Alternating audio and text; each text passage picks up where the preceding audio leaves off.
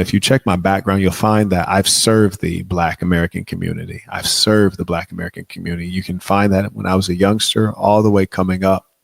There's evidence of that. So, when I was coming out of the University of California, Berkeley, with a good grade point average, clean cut, young Black men, good looking and strong, with admission into law school, I deferred my admission into law school to go to Teach for America in the city of Baltimore and teach basically all Black kids. I didn't do that to forward my own career. I had greater prospects. So the idea of punching down on a community that I've labored to help over time using my own money. I also founded a nonprofit. I self-funded it to start, never paid myself back. And then I also leveraged the churches in Baltimore to help the kids there who were, in fact, all Black. So, these kind of claims are just silly. I think it would just be very simple to just do your research, just do a little bit of research before you make these kinds of aggressive claims. That's right, Pat. I had a nonprofit called Five Fingers. That's a fact. So then he writes, instead of confronting the real powers, Jews and whites, well, see, this lets me know that you are the coward. You see, it's so easy to blame others. It takes real courage and bravery to take on the responsibility and accountability yourself and say, I don't need to blame the whites. I don't need to blame the Jews. We got to get ourselves together. Like when I was growing up in a ghetto, and I had to take unnecessary fades. I had to, be victim of people stealing from me. Those were Black people I had to fight with. I should have only had to worry about fighting for, survival, but instead I had to fight other Black people in the neighborhood because many of them were wicked. And when people were stealing, those were Black people stealing from me. Those were Black on Black crimes. And to be honest with you, I did not meet my first Jew, as you call it, until I got to university. I didn't even meet a Jewish person until I got to university.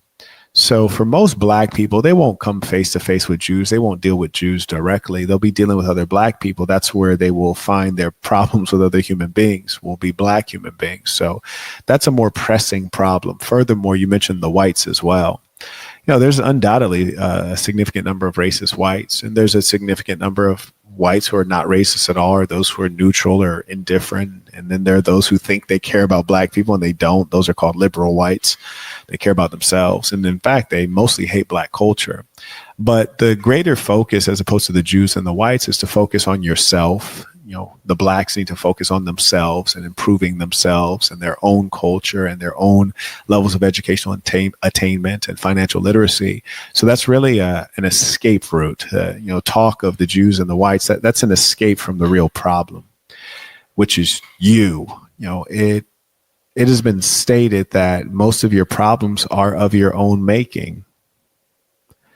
He writes, you try to come off as based. I've never tried to come off as based because that's like an internet nerd term. I've never once wanted to be based or to be impressed by people or to impress people who use such a term. He writes, or critiquing the Blacks. No, I don't critique the Blacks. I give excellent guidance, truly excellent guidance on how to rise up. And any person, be them white, Black, blue, brown, should be thankful to hear my insights, and they'd be wise to utilize my insights. And frankly, especially those insights that I share for Black people, as I am, in fact, a Black man, they're tried and true. You see, I come from the bottom, and having grown up in a ghetto, I was poorer than everyone else that was there. So if what I'm telling you worked for me, it really might work for you. So it's not about critiquing. It's about pointing out where there is error so that there may be correction. Then the gentleman writes, truly pathetic, and he puts 3 exclamation points. Well, this just shows me the emotionalism. And you have to get beyond that emotionalism. And this is very common with the Blacks. And unfortunately, with the Black male, they're so emotional.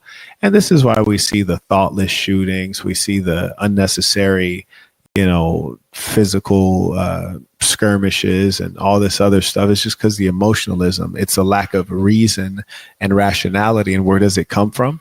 It comes from their single moms. That's where it comes from.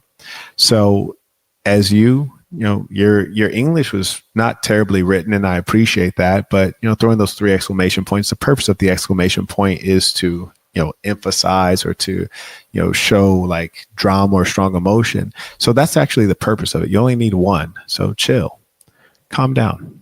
It's not that serious. Okay. Thank you.